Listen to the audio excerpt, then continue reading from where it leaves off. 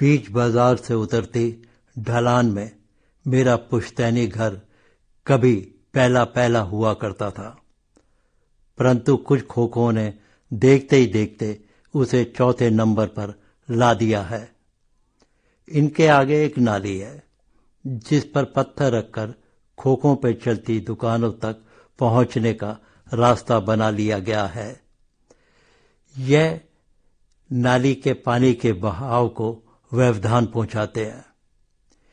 शिक्षा क्षेत्र से सेवानिवृत्त होने के बाद अब मैं अपने इसी घर में आ गया हूं। 2 पुत्रियां ब्याही गई हैं। पुत्र सरकारी नौकरी के सिलसिले में बाहर रहता है। उसकी पत्नी तथा मेरी पत्नी के अलावा बहुत ही प्यारी सी पोत्री, जिसे मुन्नी कहकर बुलाते हैं, मेरे जीवन को सरसता प्रदान करते हैं। मुन्नी मेरे जीवन का सबसे खुशनुमा हिस्सा है। वह मुझसे पढ़ती भी है और खेलती भी।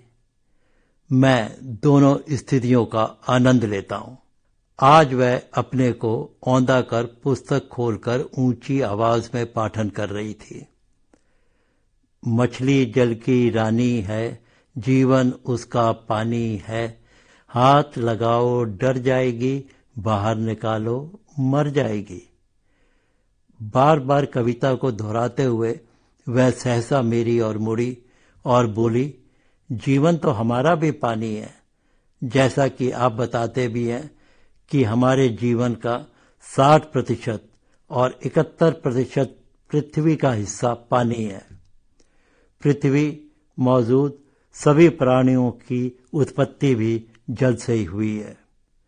भगवान विष्णु ने पहले पहले अवतार जल में ही लिए थे। हमने चाहे खेती करनी हो, घर का काम करना हो, नहाना हो, पीना हो, हमारे जीवन का हर जुड़ाव जल से है।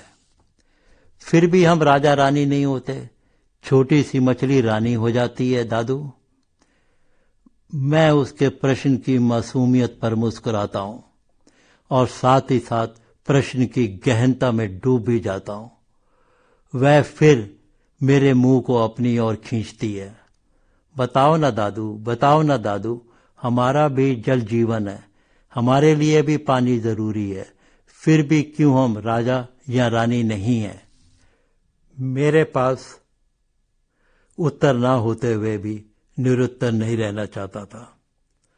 हल्के विराम के पश्चात मैंने कहा, राजा रानी का एक राज्य होता है जिसमें वह स्वच्छंद घूमते हैं और उसे स्वच्छ कर आनंददायक बनाते हैं। यह काम दिन रात बिना थके मछली करती है, इसलिए वह रानी है। और हम तो जल को दूषित, मैला, गंदा और इतना बर्बाद करते हैं कि ना वह हमारे योग्य रहता है और ना दूसरों के। यही अंतर है जो हमें जल का राजा या रानी कहलवाने से रोकता है। मुन्नी लगता था मेरे तर्क को अंगीकार कर संतुष्ट हो गई है। मैंने आगे जोड़ते हुए कहा, राजा जैसे कई विभिन्न जातियों और संस्कृतियों को जोड़ता है, वैसे ही जल भी कई प्रणालियों को जोड़ता है। हमारी सुरक्षा हमारे लिए प्रथम स्तर पर होनी चाहिए। आज जब जनसंख्या का प्रसार हो रहा है और औद्योगिकरण से पानी की खपत निरंतर बढ़ रही है, हमारा दायित्व और चिंता भी बढ़ जाती है। मैंने सुना है दादू, गंदा पानी हमें बीमार भी कर देता है। बिल्कुल बिल्कुल, 40 लाख लोग हर साल सिर्फ दूषित पानी की वजह से ही मर जाते हैं। और बच्चे, नवजात या जन्म से पूर्व कहा जाता है, एक बच्चा भारत में हर 53 सेकंड में दम तोड़ देता है, यानी 1600 बच्चे रोजाना। ओह, मुन्नी अंदर तक आहत हो गई थी। फिर तो हमें पानी बचाना भी चाहिए और स्वच्छ रखना भी, पर हम यह कैसे कर सकते हैं? हमें वृक्षारोपण करने चाहिए। जो पृथ्वी में पानी के जल स्तर को ऊंचा रखते हैं। पानी धीरे धीरे गहराता जा रहा है।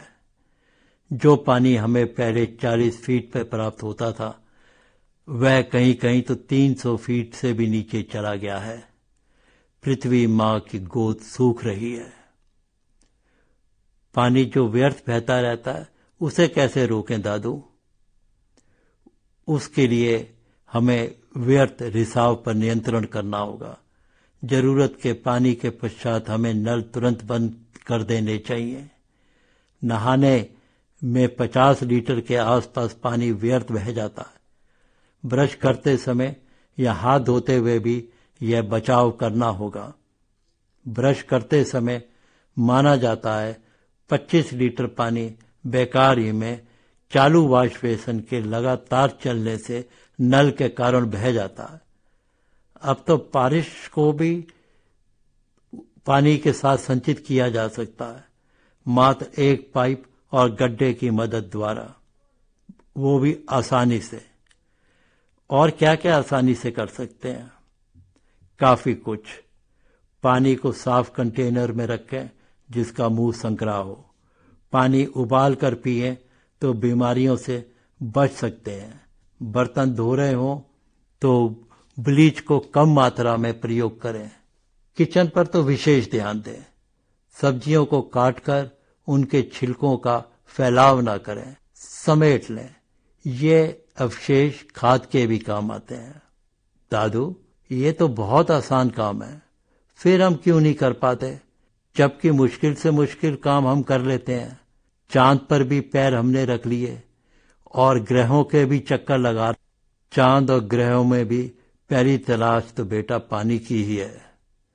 पानी नहीं तो कुछ नहीं, बिन पानी सब सून। एक ठंडी आह भरते मैंने आगे कहा, ना मालूम कब हम जागरूक होंगे और औरों को करेंगे। ये सब काम कौन करेगा? उदास था मैं करूंगी। मेरे चुप होते ही मुन्नी बोली। मैंने देखा किसी आत्मविश्वास से उसका माथा चमक रहा था।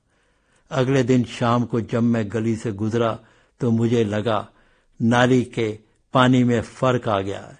मुझे वहां खड़े लोगों ने कहा, टीचर जी, आप भले ही स्कूल के टीचर रहे हो, पर हमारी गली की टीचर तो मुन्नी हो गई है। कल से आज तक पानी के बारे में इतना ज्ञान बखेरा है कि हमारी सोच ही बदल गई। मेरे कमजोर होते पांव में सहसा किसी शक्ति ने प्रवेश किया। गली के साथ साथ मोहल्ले और शहर का बदलाव मुझे नजर आने लगा। जो काम हमारी पीढ़ी नहीं कर सकी, वह नई पीढ़ी करने जा रही है। मेरी शिक्षा मुझे लगा व्यर्थ नहीं गई। मुन्नी के सिर पर दुलार का हाथ फेरते मैंने कहा, मुन्नी जल की है रानी। फिर हम दोनों हंस पड़े।